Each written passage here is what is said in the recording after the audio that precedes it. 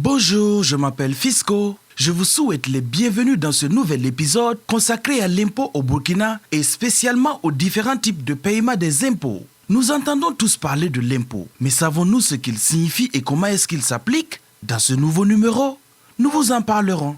L'impôt est une somme d'argent obligatoire que l'État prélève en fonction de la capacité financière de tout citoyen et qui servent à couvrir les dépenses de l'État ou des collectivités locales. Faisons un petit rappel. Au Burkina Faso, nous distinguons 3 régimes fiscaux en fonction du chiffre d'affaires, de la taille et de la forme juridique de l'entreprise. 1. La contribution des micro-entreprises CME. 2. Régime du réel simplifié d'imposition RSI. 3. Régime du réel normal d'imposition RNI. Maintenant que nous savons ce que c'est que l'impôt, nous pouvons à présent dire quand et comment le régler. Prenons 2 personnes, M. Nikiema et M. Sawadogo. M. Nikiema a une entreprise dont le chiffre d'affaires hors taxe est inférieur à 50 millions et supérieur ou égal à 15 millions de francs CFA. Il relève donc le régime simplifié d'imposition. Il doit payer ses impôts de 2 façons. Mensuellement, l'impôt unique sur les traitements de salaire UITS et la TPA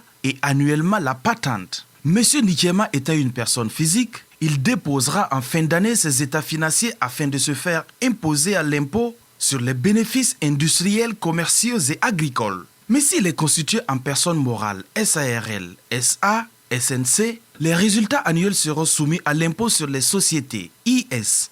M. Sawadogo, quant à lui, tient une entreprise qui réalise un chiffre d'affaires annuel hors taxe égal ou supérieur à 50 millions de francs CFA. Le régime qui s'applique à son entreprise est celui du réel normal d'imposition. Contrairement à M. Nikiema, il paye la TVA et l'impôt unique sur le traitement des salaires UITS mensuellement et il règle annuellement la patente, l'impôt sur les bénéfices industriels, commerciaux et agricoles et l'impôt sur les bénéfices non commerciaux IBNC et l'impôt sur les sociétés IS. À ce niveau, 3 situations se présentent. S'il est créé en entreprise individuelle exerçant des activités commerciales, ses résultats seront soumis à l'impôt sur les bénéfices industriels, commerciaux et agricoles. S'il est constitué en personne morale SARL, SA, SNC, les résultats seront soumis à l'impôt sur les sociétés IS. S'il est créé en entreprise individuelle exerçant des activités non commerciales, les résultats seront soumis à l'impôt sur les bénéfices non commerciaux. Dans les 2 cas, M.